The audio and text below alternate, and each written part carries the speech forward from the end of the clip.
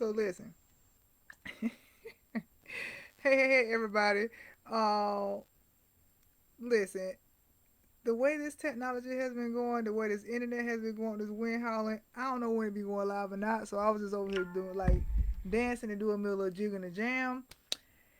And so yeah, so just got off a live with my amazing other practitioner friends with our Wellness Shit Collective, and then I realized I'm like, hey, I didn't give them their live for today, so like we are a couple days behind, we gotta catch up, right? So, welcome. What I say, get in here, look, and say, hey, everybody. So come on in. If you are watching live, then you definitely want to say hey. If you're watching a replay, you still want to put that hashtag replay. And if this information resonates with you, then you definitely want to hit that share button to share with your family and friends and your network, right? So my name is Sequoia Ashe Taylor, and what I do is that I help stressed out women who are attempting to find balance to establish and maintain healing habits so that they can be healthy and happy. How do we do that? Is that we distress the mess by testing and not guessing. And today we're coming because this is a part of our series of our 30 Lives in 30 Days, where I'm coming to on behalf of Asha Wellness and what we do. And we're talking about different topics and different prompts because this is all about nurturing you in November. So, nurturing November. And so, you definitely want to check in and tune in. You definitely want to make sure that you're saying hey and you're saying hi and saying something about it. You're acknowledging that you watched it or watching the replay or aha, that's good.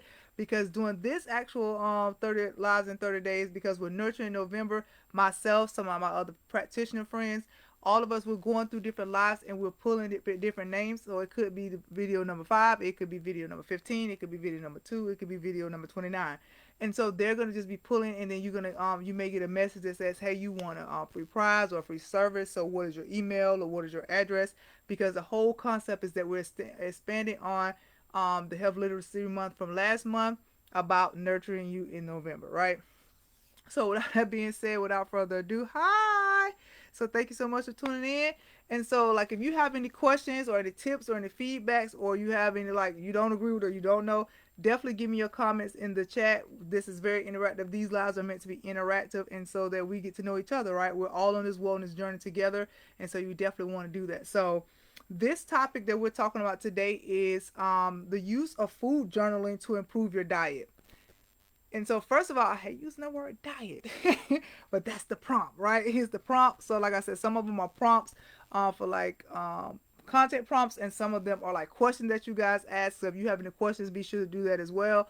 If I see a question a couple of times, then we'll go live about it and talk about it. Or sometimes my client may ask me throughout the day, and I'm like, okay, add that to the list, right?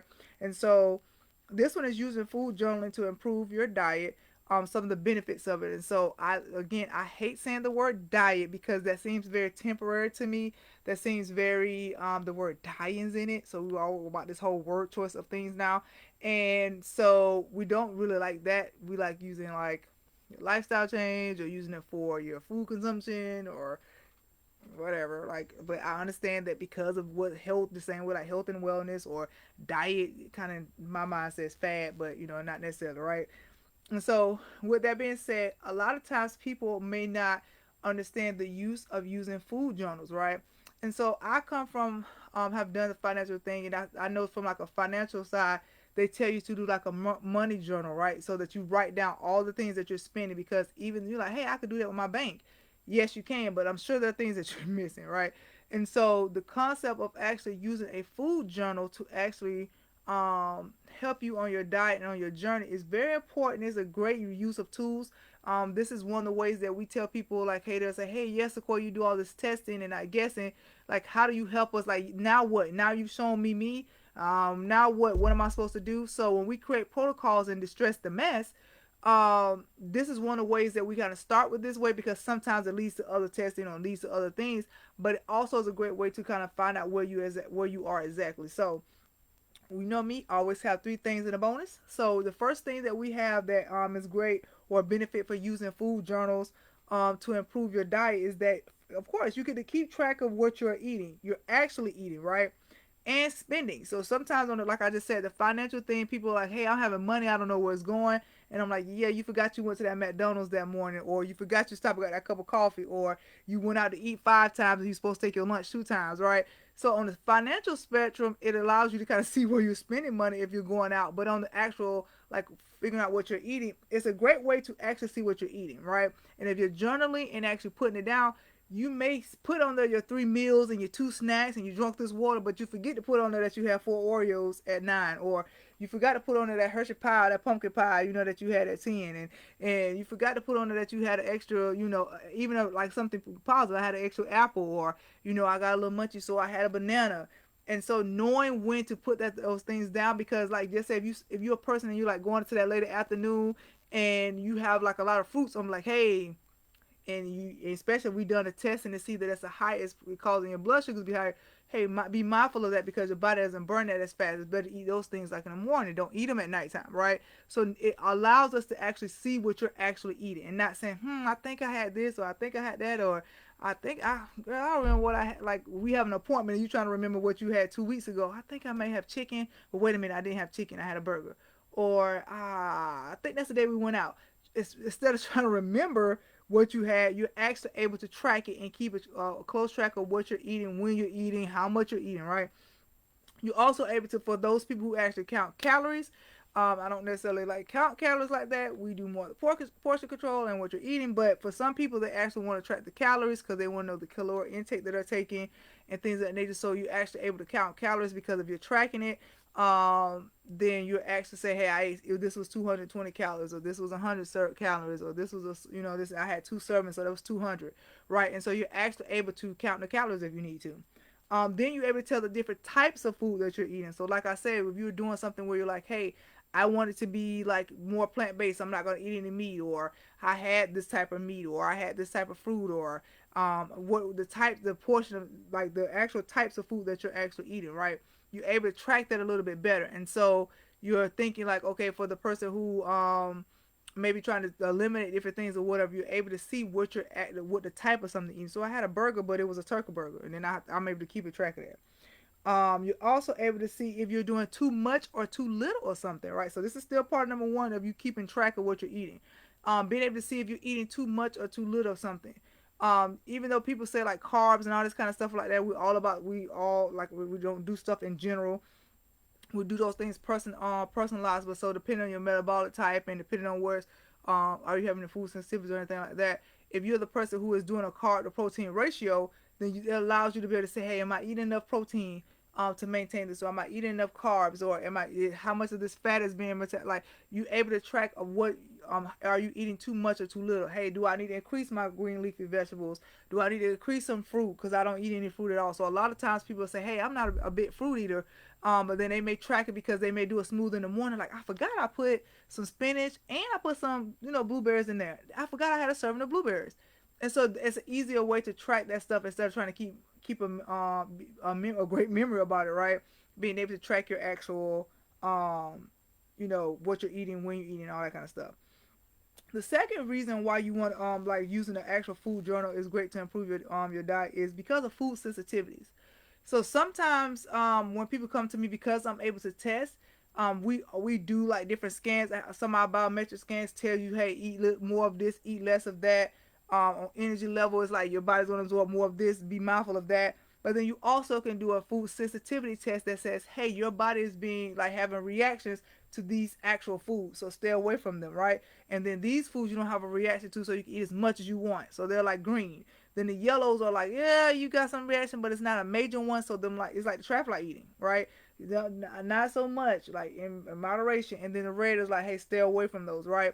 And so another way to kind of do that before you get to the point of testing is to say, hey, I've eaten that. Like when I started noticing that I had the stuff with the gut inflammation, one of the things I had to start doing was backtracking and marking what I was eating and do food journaling, because I didn't know what it was that was triggering it. It was like, oh, my stomach will be 2 hours later, or it could be 10 minutes later. Wasn't paying attention to the time. I was just knowing that my stomach would start burning out from inflammation. But with that, you actually, with the food journaling, you're actually able to find out different food sensitivities, right? and then you say, okay, well, like I ate that bread and then it made me feel bloated and it's uncomfortable, it's giving me pain. But then, at 8 o'clock I ate this and that actually didn't make me feel anything at all. Or I felt energized. This energizes me, or this makes me tired, or I feel like sluggish after this, right? And so tracking those different things can see if you have a food sensitivity to something. It may be something that you don't even think about. Like for me, with the information, and remember I told you when I did my lab work, this is why testing is important. I had a slight gut bug, slight gut bug, and because of that actual gut bug, it was saying I was irritated. I eat cucumbers and feta every day. Everybody who know me was like cucumbers full of feta in there. Sometimes I put blueberries, but I also was adding apple cider vinegar, a little bit of cayenne to kick up my metabolism, a little bit of lemon juice, a little bit of lime juice, a little bit of sea salt, and a little pepper, right? And so I didn't realize that. I kept saying, well, dog, is it the cucumbers? The cucumbers is making me upset. But I'm like, I had cucumbers on my salad. It didn't do anything, right? So this is how you're doing the journaling. And it came out that it was the apple cider vinegar was aggravating the gut bug. So that's why when I was eating it, sometimes I was having discomfort. Sometimes I wouldn't. Sometimes I would. And I was like, man, I know it's not my cucumbers. Come on now, it can't be my cucumbers messing me up.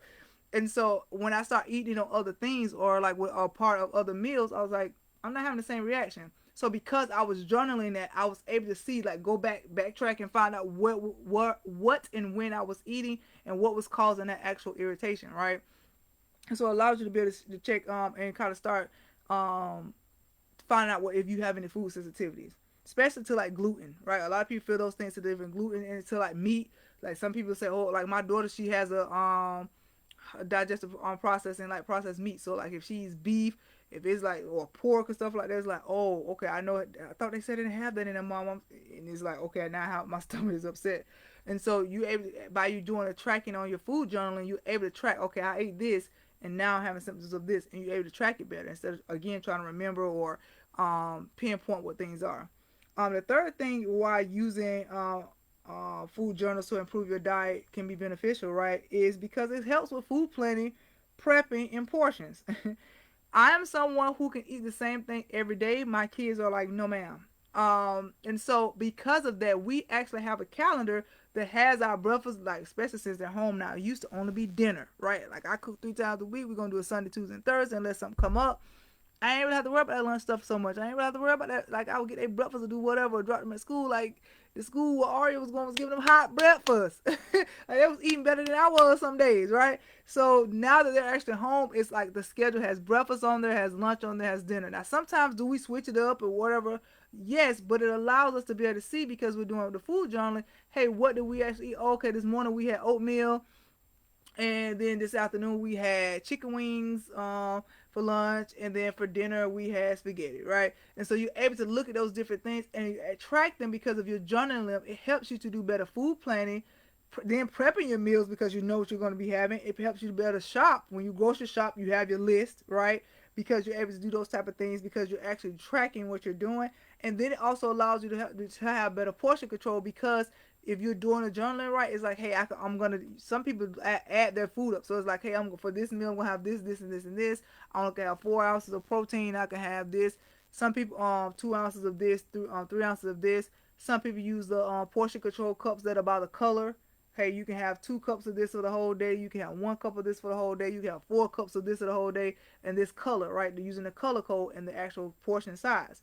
And so by food journaling and keeping track of that, you're able to better see, hey, I'm able to do this. If you're doing for weight loss or like to gain weight or to maintain, you're actually able to see those different things by actually doing the food journal. So those are just a few ways and benefits that you can actually have by for food journaling that will help you improve your actual diet.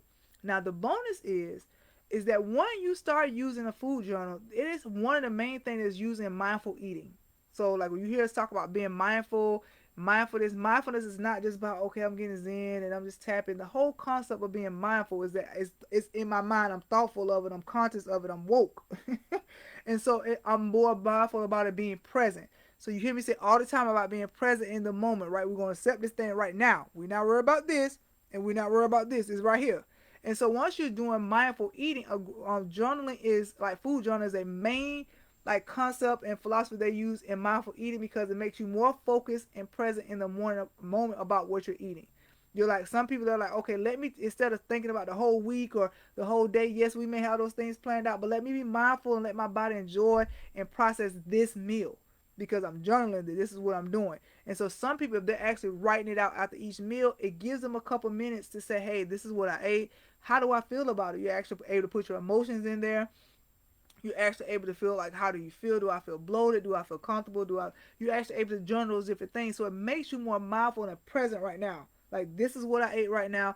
This is when I did that right now. And I'm able to keep track of that over a certain period of time. And so definitely in mindful eating is like, it is a thing in mindfulness when you talk about mindful eating, to use actual food journaling, because it like includes that whole process of adding more than just writing your food. It's writing your emotions, writing how you felt, writing like this, do I, like I said, those different things such as that, am I bloated, or am I stressed out? Did that make me feel stressed? Did it make me feel relaxed? Am I, like, for some people who are doing like emotional eating, right? So again, with that whole mindfulness, am I eating this because I'm emotional? Am I like stressed out? Am I bored? Am I tired? So then I'm just eating junk, or I want to get up and cook something, so I'm just gonna eat something that's over here that's maybe not as healthy, or I'm just gonna go grab something real quick because I'm busy and I'm just running around. So a lot of that goes into that too, about being conscious, because a lot of that emotional eating or stress eating is applied in it. So it helps you say, hey, no, hey, wait a minute, let's be more grounded because we're eating this, and let's focus on this, and then like let's take the time to actually eat our food and chew our food and savor our food and actually let the food go down and not be in such a hurry to eat our food, right? And so it allows you to have that concept of doing that. So that's the bonus as far as the things that help you to improve your actual food journaling, to improve your actual diet. So yes, do I believe in food journaling? Absolutely. Like I said before, we go to the actual concept of like doing food sensitivity tests, unless it's something just blatant, like it's like for me, like it was the gut inflammation. It's like, okay, we're eating something that's burning, or people just saying, hey, I just kind of feel like I have this chronic fatigue, or I have those things. A lot of things where people coming to me for, like I said, with the adrenal health, adrenal, fatigue and adrenal insufficiency. A lot of that stuff has to do with like your gut as well, and it triggers. We know this is a whole cascade. But by doing food journaling, sometimes, like I said, everything is a stressor. The number one stressor that you have, that's like from the time you come out of the womb, you're doing it on your own, it's actually the digestion process of your food. So you put something in your mouth, and the whole process of that is a huge stressor on the body. You can help it by what you eat, right? And so being mindful of that, that's one of the things we say, hey, is it something that you're doing that's stressing? And so you will do a food journal to track what you're actually eating. And then you're able to go, like, you could tie that into an emotional thing, or tie that into like, am I stressed eating, and all those different situations, right? And so yes, food journal is definitely beneficial. Taking the time out, just like we tell everything, is like, hey, writing for stress, or writing your financial stuff down. Definitely doing a food journal is beneficial to you as a person on a wellness journey, especially if you're doing it, even if you're doing those like diets or keto, and even if you're doing those things, you still want to do an actual journal, because you want to see how the process is going, and then it gives you the opportunity to go back and reflect about what you need. So those are my 3 tips and a bonus about why using food journaling to improve your diet is important and key. If you guys have been asking me about how you can actually book an appointment with us, because in this instance, for this actual topic, there are ways that we can actually do that. There are like different apps, and that's another thing. A lot of people don't actually use like paper. I'm a pen to paper type person. I'm just old school like that. It's just mostly deal with that. But some people actually use certain apps or certain systems that allow us to that allow you to like track your food as well. And some even allow you to use a scan, and you can scan a barcode and it tracks and all that kind of stuff. So there are many different ways to do the food journaling. Don't get it twisted that you actually have to write everything down. There are different softwares and systems for it, even inside of our actual portal that we use over in Australia. We have food journaling inside of it, so that the client is actually able to track it. I'm actually able to see it. Good job. Hey, maybe make a suggestion here, do these tweaks here. And so we're able to do that at the appointment, so I don't have to kind of like, well, what did you eat? If they track it using a portal, I'm actually able to pull it up and see how they're doing or how they're not doing, right? And so that is one of the things we do. But also what we're actually able to do is do the food sensitivity testing, and we're able to do on some, even on every level of scanning that we do, that gives you a basic snapshot of saying, hey, eat this, eat more of this, eat less of this, be careful because this food is not beneficial to you right now, or do that. So everything kind of ties in and has some type of food type of scanning. And so if you are wanting to get more information about what we have or the services that we can offer over at Ashe Wellness, please do go to bit.ly bit.ly/AW appointment, spelled out. bit.ly/AW appointment, spelled out.